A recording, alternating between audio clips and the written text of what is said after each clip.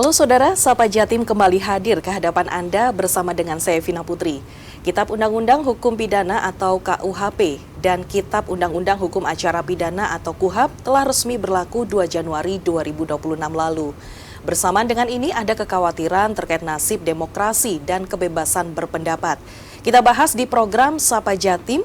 Di studio sudah hadir narasumber Bapak Profesor Hufron, Guru Besar Fakultas Hukum Universitas 17 Agustus 1945 atau UNTAK Surabaya. Apa kabar Pak Hufron? Baik, Mbak Vina. Terima kasih sudah hadir di studio Kompas TV Jawa Timur, Pak Hufron. Siap, Mbak Vina. Baik, Pak Hufron, ini kan ada beberapa pasal yang dinilai kontroversi karena ini bisa membatasi kebebasan berpendapat di Indonesia.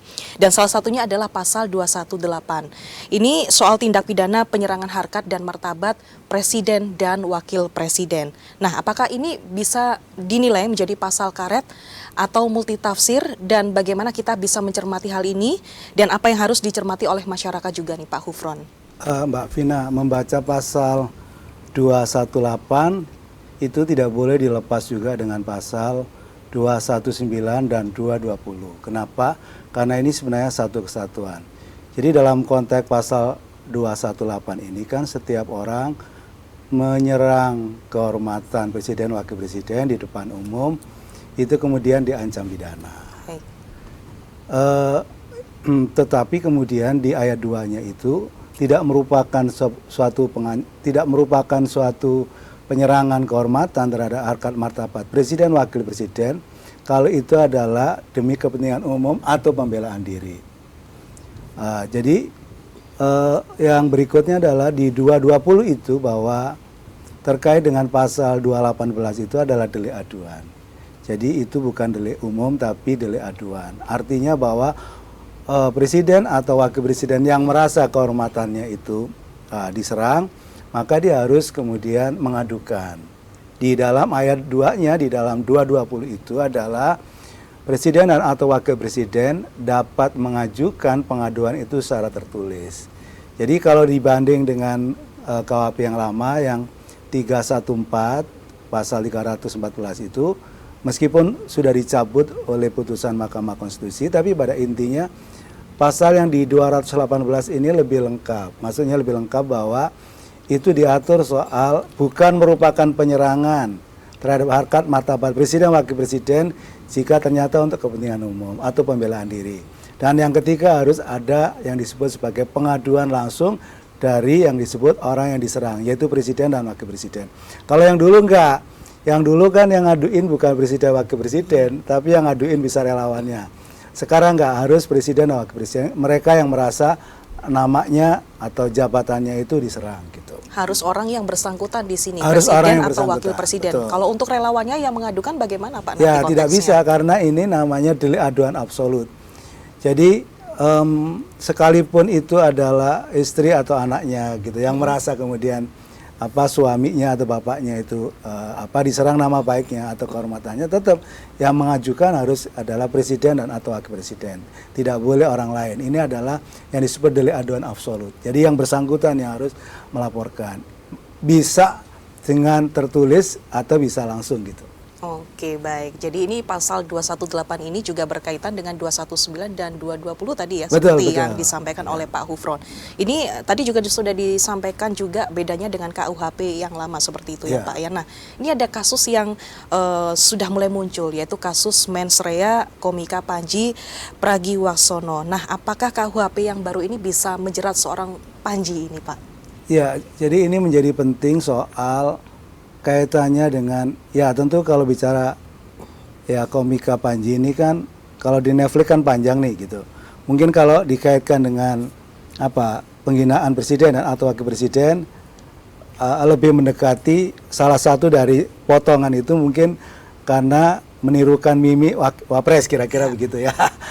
Ya kalau menurut saya bahwa satu hal yang perlu dipahami dengan baik 218 tadi itu adalah menyerang kehormatan presiden wakil presiden, lebih kepada subjek presiden wakil presiden yang kehormatannya itu diserang, baik dengan pencemaran nama baik atau fitnah. Jadi difitnah atau dicemarkan nama baiknya gitu. Oleh karena itu juga di dalam penjelasan itu bahwa kalau demi untuk kepentingan umum atau untuk membela diri itu tidak bisa dikenakan pasal ini gitu. Oleh karena itu harus dipastikan bahwa dalam konteks yang disampaikan Komika Panji tadi itu ya harus dikaitkan apakah di situ juga ada unsur demi kepentingan umum misalkan. Di satu sisi, kenapa? Karena di sisi lain bahwa yang dilarang itu lebih penyerangan kepada pribadi presiden atau wakil presiden. Tetapi terhadap kebijakan-kebijakan presiden wakil presiden itu melalui unjuk rasa, melalui demonstrasi, melalui pawai, itu bagian dari kebebasan berekspresi dan itu diperbolehkan gitu. Jadi tidak ada persoalan. Nah, kalau saya ditanya apakah dalam kaitan kasus Panji, kalau menurut saya ini lebih merupakan bagian dari kritik terhadap kinerja pemerintahan yang harusnya lebih bagus dari waktu ke waktu, termasuk kinerja wakil presiden gitu. Oke, ini merupakan kritik berarti tidak artinya dia tidak bisa dijerat begitu ya dengan pasal ini? Ya, kalau menurut saya, kalau untuk sampai jerat itu kan ada mekanismenya. Misalkan ya Wapres harus mengadukan secara sendiri, baik datang ke ke Bareskrim atau kemudian bersurat misalnya. Tapi yang kedua kan harus dipastikan bahwa adakah kepentingan umum yang hendak diungkap dalam kasus seperti itu. Kalau misal ternyata bahwa itu ada kepentingan umum yang hendak diungkap, misal ya tidak bisa dikenakan pasal 218 gitu. Oke. Jadi ini menjadi penting muaranya ini kepada mengkritisi kebijakan pemerintah, presiden, wakil presiden kah, ataukah lebih sebenarnya ke soal menghina atau kemudian memfitnah gitu. Kalau enggak ya nggak bisa dikenakan pasal ini gitu. Baik, jadi ditelusuri lebih lanjut Pak ya untuk kasusnya si Panji ini ya Pak ya. Iya, harus didalami bahwa adakah unsur ya mens rea. Maka judulnya itu sejak semula adalah mens rea, maksudnya tidak ada niat jahat gitu. Kecuali ini bagian dari satir atau kritik terhadap kinerja pemerintahan. Nah Pak, ini kan banyak kalangan yang justru khawatir ini menjadi alat untuk membungkam masyarakat. Apakah Anda melihat ada bahaya di sini ataukah memang sebaliknya Pak? Iya, karena sebenarnya frase tentang demi kepentingan umum atau pembelaan diri itu kan makna frase kepentingan umum kan sangat luas nih. Baik. Walaupun diberi penjelasan bahwa yang dimaksud kepentingan umum itu adalah kepentingan melindungi masyarakat melalui kebebasan berekspresi, yaitu unjuk rasa, pawai, demonstrasi dan lain sebagainya dalam rangka melindungi kepentingan umum. Misal begini, dalam satu kesempatan saya juga mengkritik pemerintah terkait dengan bencana di Aceh dan Sumatera Barat. Kami berkali-kali dalam berbagai kesempatan, dalam tulisan, di media juga, seharusnya sudah memenuhi syarat untuk kemudian ditetapkan ini sebagai bencana nasional. Karena syarat-syarat subjektif dan objeknya terpenuhi. Ya tentu sebagai seorang akademisi kami mengajukan argumentasi untuk itu. Sepanjang ada argumentasi dan mengkritik terhadap kebijakan yang seharusnya adalah penting untuk kepentingan umum gitu, maka itu adalah bukan bagian dari pasal 218 gitu. Oke, yang penting di sini adalah kuncinya adalah kritiknya yang bersifat umum ya Pak ya. Jadi ini bukan termasuk dalam pasal 218 seperti itu ya. Ya, kritiknya untuk kepentingan umum. Kepentingan umum. Jadi misal kalau kita ngomong soal korban bencana demikian besar, kerusakan demikian banyak misal, terus kemudian perlu bantuan yang tidak saja misalkan di tingkat daerah tetapi di tingkat nasional bahkan internasional, maka itu kritik kita adalah harusnya ini ditetapkan bencana nasional. Itu bagian dari kritik. Ya, karena itu bagian dari kritik untuk kepentingan umum, kepentingan masyarakat dan bangsa, menurut saya tidak bisa dikenakan pasal 218 gitu. Jadi intinya adalah jika menelaah pasal ini nih Pak ya, jadi siapa yang melaporkan dalam pasal ini harus presiden dan juga wakil presiden. Rakyat pun sendiri juga tidak bisa untuk melaporkan begitu, mewakili. Ya, inilah yang berbeda dari dulu 314. Kalau 314 itu tidak disebut secara spesifik deliknya ini adalah delik umum atau delik biasa. Kita menyebut delik umum. Yang kalau sekarang ini deliknya adalah delik aduan. Karena delik aduan harus pihak yang merasa dirugikan, dalam ini subjeknya adalah presiden, wakil presiden yang harus mengajukan sendiri, bisa secara langsung atau tertulis gitu. Maka relawan, suami atau istri misalkan itu tidak bisa karena harus yang bersangkutan yang merasa harga dirinya itu dipermalukan, difitnah, dicemarkan dan seterusnya. Nah, bagaimana kalau misalkan ada muncul hal yang seperti ini lagi, kasus seperti ini lagi, tapi memang dari presidennya sendiri ataupun wakil presiden yang bersangkutan ini cuma diam aja, padahal di sini ada unsur fitnah, kemudian unsur penghinaan seperti itu dan juga sebagainya, Pak. Ya nggak bisa, karena itu syarat prosedural aja. Jadi ini namanya delik aduan absolut gitu. Jadi tanpa yang bersangkutan itu mengadukan, maka ini tidak bisa diproses oleh polisi gitu. Dia akan berhenti situ. Kembali ke soal yang Panji, ya kalau ini komika, terus kemudian ini melalui suatu ya sebenarnya satir ya, sindiran gitu. Kalau andaikan kemudian Wapres mengadukan itu, nanti juga dibilang bahwa Wapresnya itu baperan atau anti kritik misalkan di sisi yang lain. Maka menurut saya bahwa sebenarnya yang bisa diajukan betul-betul disebut dalam penjelasan adalah ada unsur penyerangan terhadap subjek presiden wakil presiden, termasuk pencemaran nama baik dan fitnah gitu. Baik, Pak Hufron, ini menarik sekali perbincangan kita, namun kita harus break sejenak. Dan ini yang juga menjadi perbincangan adalah pasal 256 soal aturan unjuk rasa atau demonstrasi. Kita akan bahas ya Pak ya di segmen selanjutnya. Tetap bersama kami di Sapa Jatim.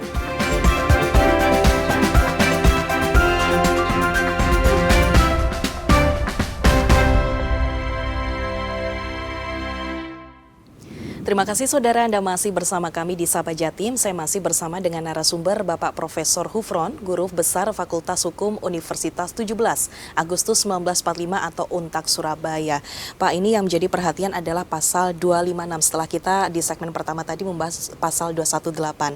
Kalau untuk pasal 256 ini membahas soal aturan unjuk rasa atau demonstrasi yang isinya ini mengatur tentang demonstrasi atau unjuk rasa tanpa pemberitahuan. Nah, bagaimana Anda melihat ini, apakah ini sebagai upaya untuk mempersempit kebebasan berpendapat nih Pak?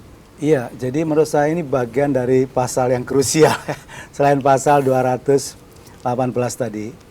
Ini kan setiap orang yang tanpa memberitahukan terlebih dahulu melakukan pawai, unjuk rasa, demonstrasi di tempat umum yang kemudian menimbulkan mengganggu kepentingan umum, menimbulkan huru-hara dan keonaran, diancam pidana. Persoalannya adalah sebenarnya pawai, unjuk rasa, demonstrasi itu bagian dari hak berekspresi, berpendapat yang dilindungi oleh konstitusi. Maka tidak boleh kemudian siapapun melarang, itu bagian dari hak berdemokrasi. Sebenarnya di situ itu aslinya pemberitahuan bukan izin. Karena pemberitahuan ya tidak perlu ada persetujuan, nanti disetujui atau tidak setujui, lain kalau izin. Kalau izin itu perkecualian dari sesuatu yang dilarang, diajukan baru itu disetujui atau tidak setujui, diizinkan atau tidak diizinkan. Ini enggak. Ya pemberitahuan itu sepanjang kita memberitahu soal rencana misalkan demonstrasi, berapa orang misalkan, di mana jalur yang akan dilewati, misalkan begitu. Ya tetapi adalah timbul persoalan bahwa orang menganggap bahwa istilah pemberitahuan itu sebenarnya adalah merupakan izin yang terselubung gitu. Karena apa? Karena tanpa ada pemberitahuan itu dan menimbulkan kerusuhan, itu menjadi pidana gitu. Awalnya adalah administratif, tiba-tiba kalau itu tidak dilakukan dan menimbulkan mengganggu kepentingan umum, kemudian menimbulkan keonaran dan huru-hara, itu menjadi pidana gitu. Awalnya administratif menjadi bergeser menjadi pidana gitu. Persoalannya adalah ketika ada frase menimbulkan atau mengganggu kepentingan umum. Ya kalau demo pastilah ganggu jalan pasti kan. Terus yang kedua ada istilah yang disebut sebagai keonaran dan huru-hara. Apa yang dimaksud keonaran dan huru-hara? Karena pasal ini sebenarnya pasal yang pernah dibikin oleh Belanda sebagai artikel dan pasal-pasal yang disebut pasal karet gitu. Untuk agar membungkam atau perlawanan dari masyarakat jajahan gitu, sehingga istilah keonaran, huru-hara menimbulkan kemacetan kepentingan umum itu terlalu abstrak, dan itu yang kemudian membuka kemungkinan ada namanya efek gentar. Jadi kita nggak berani demo karena takut nanti kita dibilang bikin onar gitu, dibikin huru-hara. Persoalannya penjelasan kata onar dan huru-hara itu terlalu abstrak yang memungkinkan bahwa itu bisa dikriminalisasi gitu. Waduh, ini menjadi dilema masyarakat juga ya Pak ya. Betul, kebebasan pendapat ini seperti apa nantinya? Ya betul. Baik, Pak, ini banyak yang menilai kalau pasal ini memang pasal karet ya dan juga multitafsir seperti itu. Bahkan pemerintah sendiri juga menegaskan kalau unjuk rasa ini diwajibkan untuk melapor bukan mendapatkan izin. Nah, ini menurut Anda seperti apa? Ada masukan di sini? Iya, sebenarnya kalau menurut saya, ya kalau misal begini, kalau di Undang-Undang Nomor 9 tahun 98 tentang kemerdekaan menyampaikan pendapat di depan umum itu, yang dilarang adalah setiap orang yang menghalangi hak kebebasan berpendapat bagi masyarakat. Jadi orang yang mengalami demo itu yang kemudian pidana gitu. Ya. Karena ini bagian dari hak konstitusional. Yang kemudian di dalam Undang-Undang 998 itu, kalau dia melakukan tindak pidana misalkan pada waktu demo, kemudian dia merusak jalan, itu ya kembali ke peraturan perundangan. Ya ada pengerusakan barang misalkan gitu. Kalau dia mengganggu, di satu sisi ada ketertiban umum misalkan, ada pasal pidananya gitu. Tetapi tidak ditaruh bersamaan dengan hak kebebasan berpendapat. Itu dua hal yang berbeda gitu. Jadi kalau demo merusak, menjara, itu ada pasal penjaraan, ada pasal pengerusakan. Tidak nempel di pasal khusus untuk demo gitu. Nah ini kan bikin orang takutin. Namanya keonaran. Onar, kemudian kerusuhan, kemudian kepentingan umum ya sangat rentan untuk dilanggar. Di mana ada demo, nggak kemudian nutup jalan, kemudian ya tentu akan mengganggu akses lalu lintas misalkan dan seterusnya. Oke, baik Pak. Nah, ini selama ini kan dengan KUHP yang lama seringkali pelaku ini menilai ya Pak ya kalau ada banyak upaya kriminalisasi di sini. Dan di KUHP yang baru ini disebut-sebut sebagai ancaman demokrasi. Pendapat Anda seperti apa? Iya, saya sependapat. Jadi kalau menurut saya ya pasal ini membuat efek gentar buat kita. Kalau kita mau menyampaikan kebebasan berpendapat misal, kemudian kita mau demo itu udah dihantui, nanti kita bisa dikenakan pasal 256 ini karena pasalnya adalah multitafsir gitu. Baik. Ketika menyebut nanti kita tidak mengajukan pemberitahuan dan kemudian dari situ menimbulkan kerusuhan. Persoalan kerusuhan itu kan bisa dimanipulatif gitu. Masalahnya siapa yang kemudian penyebab suatu kerusuhan, kan tidak mesti melulu ya pelaku tadi. Ini menurut saya memang membuka peluang untuk ditafsir secara berbeda dan itu berbahaya dalam konteks demokrasi dan hak menyatakan pendapat di depan umum. Tapi bukan berarti masyarakat ini tidak bisa untuk unjuk rasa dan demonstrasi ya Pak ya di sini Pak ya? Ya sebenarnya kalau di sini boleh, tapi syaratnya memberitahukan dulu gitu. Dan ya pada intinya ya tidak mengganggu kepentingan umum, tidak membuat keonaran dan huru-hara gitu. Ya sebenarnya sih bagus juga kalau memang memberitahu, tapi masalah kemudian dikaitkan dengan soal frase mengganggu kepentingan umum, kemudian buat keonaran dan kerusuhan, itu sebenarnya adalah soal lain gitu. Tapi jangan dikaitkan langsung gitu dengan soal kebebasan berpendapat. Baik, Pak, ini yang ditakutkan oleh banyak pihak adalah beda konteks normatif dengan praktiknya. Apakah Anda juga melihat hal yang sama di sini? Iya, karena sebenarnya kalau bicara soal hukum itu kan tidak hanya bicara soal legal substance ya, tidak hanya soal substansinya, tetapi kadang juga bagaimana prakteknya. Jadi beda di normanya, kemudian beda di prakteknya gitu. Ya bisa tafsirnya bisa berbeda gitu. Misal kalau kita ingin mengatakan tafsirnya bahwa pemberitahuan itu adalah sesuatu yang ya ini sesungguhnya adalah kita memberitahukan, tidak perlu ada jawaban. Itu bukan izin gitu misalkan. Ya, dan tidak perlu kemudian kita harus ada jawaban pemberitahuan kita diterima atau tidak. Ya, sekedar menjadi kewajiban kita untuk memberitahukan kita mau menyampaikan kewajiban konstitusional kita, hak konstitusional kita misalkan. Tetapi ditambah dengan kata-kata menimbulkan gangguan umum, misal kepentingan umum, huru-hara dan keonaran, itu yang menurut saya ini persoalan gitu. Oke, baik. Pak Hufron, KUHP yang lama ini kan ada sanksi administrasi dan yang baru ini ada sanksi pidana yang mengancam. Menurut Anda poin ini menjadi krusialkah atau bagaimana? Ya, jadi menurut saya KUHP itu, Kitab Undang-Undang Hukum Pidana itu harusnya ya upayanya pertama harus administratif dulu sebagai primum remedium. Baru kalau ini nggak bisa, baru kesini jatuhnya ke ultimum remedium, ya. Baru itu hukum pidana gitu. Jangan belum apa-apa udah pidana dulu yang dipasang di depan gitu. Yang disebut sebagai efek gentar supaya masyarakat tidak kemudian demo, tidak berani untuk kemudian menyampaikan gagasan atau pendapatnya gitu. Agak takut juga ya kalau pidana dulu yang diajukan Iya, begitu Pak ya. itu. Kita jadinya mundur kalau mau Iya. mengungkapkan kebebasan berpendapat kita. Baik Pak, terima kasih untuk penjelasannya. Kita harus break sejenak, tetap bersama kami di Sapa Jatim.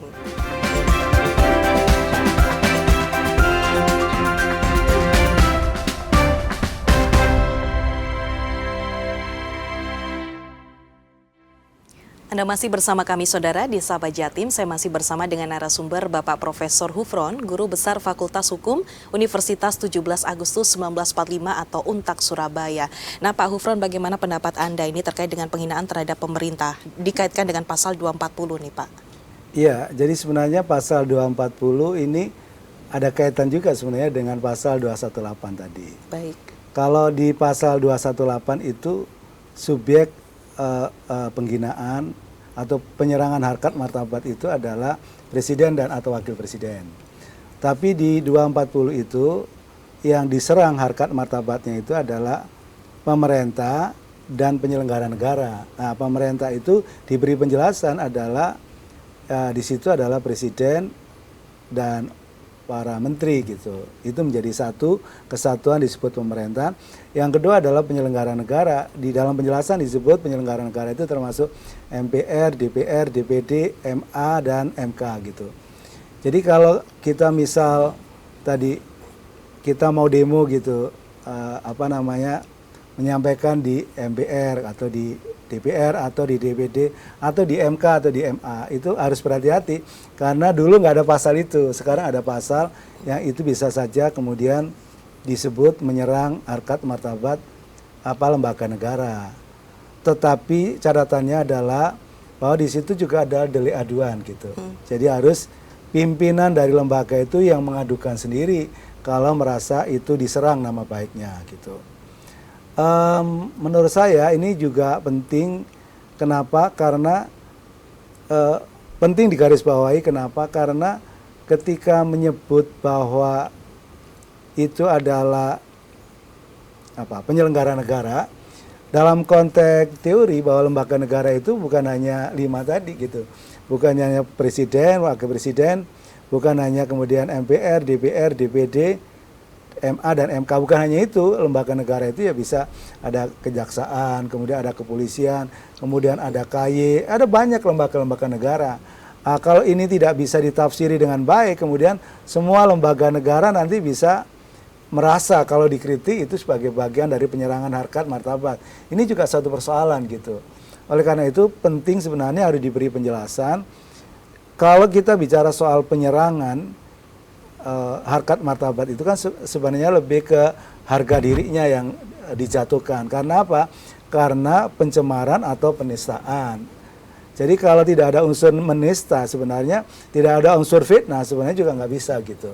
Dengan menjatuhkan dirinya baik sebagai pimpinan MPR, DPR, DPD, MA dan MPK. Kan agak susah nih kalau kita bicara soal MPR segitu banyak, apakah betul semua MPR itu merasa diserang? Ini sementara adalah bicara lembaga. Kalau lembaga itu kan aslinya nggak bisa tuh. Yang punya perasaan itu kan sebenarnya orang ya. Maka ada kekhawatiran bahwa kedaulatan rakyat itu kalah dengan perasaan pejabat kita. Oleh karena itu menurut saya ini juga suatu pasal yang dalam tanda kutip kalau tidak berhati-hati juga menimbulkan efek gentar. Masyarakat tidak lagi berani mengkritik terhadap penyelenggara negara di MPR, DPR, DPD, MA, dan MK. Padahal itu tempatnya teman-teman para aktivis pejuang demokrasi untuk biasanya berdemo dan mengajukan pendapat atau orasi gitu. Itu yang membedakan pasal 240 dan juga pasal 218. Kalau 240 ini adalah lebih ke penyelenggara negara begitu ya Pak ya? Ya, betul. Baik, kalau 218 lebih ke presiden dan juga wakil presidennya. Baik, Pak, ini KUHP dan juga KUHAP ini kan baru sudah resmi berlaku begitu dan mau tidak mau kita sebagai masyarakat juga harus menghormati. Nah, apakah ini harus tetap diawasi oleh masyarakat kah? Iya, pertama bahwa berlaku efektif 2 Januari 2026. Artinya itu mengikat setiap orang, seluruh orang di wilayah Republik Indonesia gitu. Yang kedua adalah kalau misal bahwa dari pasal-pasal yang krusial tadi dipandang itu bertentangan dengan konstitusi, maka ada mekanisme yang disediakan oleh Undang-Undang Dasar. yaitu mengajukan judicial review ke MK. Maka MK akan menguji apakah norma yang ada di dalam pasal 218, 219, misalkan 256, kemudian 241 dan seterusnya itu secara substansi bertentangan nggak dengan undang-undang dasar gitu. Kalau ini dipandang bertentangan, ya tentu bisa saja kemudian dinyatakan tidak punya kekuatan mengikat. Dulu pasal 314 tentang penghinaan presiden itu juga pernah diajukan judicial review karena memang sangat sederhana. Setiap orang yang dengan sengaja menghina presiden, wakil presiden diancam pidana. Pasal ini menjadi pasal karet gitu. Maka kemudian diajukan judicial review di tahun 2006, kemudian ada putusan MK bahwa pasal 314 itu dinyatakan tidak berlaku karena bertentangan dengan konstitusi.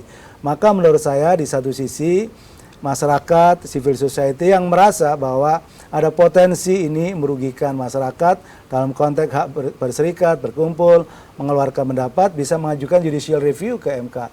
Yang kedua menurut saya bahwa kita masyarakat, civil society juga bisa, termasuk pers ya, media, juga mengontrol bagaimana dinamika pelaksanaan Undang-Undang 1/2023 dan tentu Undang-Undang 20/2025 tentang KUHP. Karena ini sesuatu yang baru, tentu harus ada banyak sosialisasi dan edukasi dan perlu ada pemahaman yang sama. Maka di sisi yang lain segera dikeluarkan aturan turunan, misalkan peraturan pemerintah agar masyarakat tidak bingung dan masyarakat bisa memahami dengan baik agar tujuan dibentuknya undang-undang ini melindungi masyarakat, bukan malah kemudian mengkriminalisasi masyarakat. Nah, gitu. Bukan malah menakuti masyarakat malah juga, menakut-nakuti Pak, di masyarakat. sini. Baik. Nah, ini memang ada pro dan juga kontra di sini. Ada masyarakat yang puas dan juga tidak puas terhadap KUHP dan juga KUHP ini ya, Pak ya. Nah, ini upaya apa yang harus dilakukan oleh masyarakat begitu jika memang tidak puas dengan hal ini? Ya, seperti yang saya sampaikan. Jadi menurut saya akan lebih bagus diajukan ke MK judicial review. Dari putusan itu kan berkekuatan hukum tetap. Nah, dari situ masyarakat bisa menguji apakah dari undang-undang yang dibikin DPR sama Presiden setelah diajukan judicial review, MK memutus seperti apa. Jadi kita disediakan jalur yang resmi dan konstitusional untuk menguji apakah memiliki kekuatan hukum atau tidak, bertentangan dengan konstitusi atau tidak gitu. Jadi ini mekanisme yang disediakan oleh hukum dan negara hukum yang demokratis. Oke, jadi bisa ya untuk langsung mengajukan langsung ke MK begitu ya Pak. Betul. Ya. Baik, dan ini terima kasih Bapak untuk penjelasan dan juga waktunya yang luar biasa sekali. Sama-sama, terkait dengan aturan pasal dari KUHP dan juga KUHP ini ya Pak ya, yang memang sudah resmi juga berlaku begitu. Dan pengesahan KUHP dan KUHP baru diwarnai dengan pro dan juga kontra. Tugas kita sekarang bisa mengawal penerapannya agar tidak melenceng dari norma hukum yang seharusnya. Saya Vina Putri pamit beserta kru yang bertugas mengucapkan terima kasih atas kebersamaannya. Sampai jumpa di episode Sapa Jatim berikutnya.